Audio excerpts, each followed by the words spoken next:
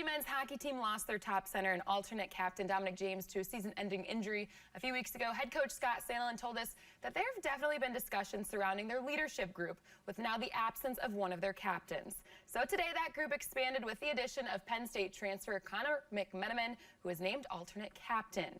McMenamin joins captain and fifth-year Luke Lohite and fifth-year Quinn Olson. This role is nothing new to McMenamin, who donned the A in his last 2 years at Penn State. McMenamin has quickly made an impact as a Bulldog, scoring 2 goals while putting up 2 assists in all 5 of UMD's games this season.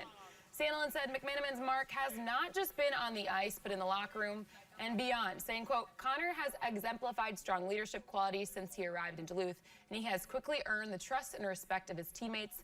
McMenamin will rep the A for the first time this Friday when UMD takes on Cornell University on the road.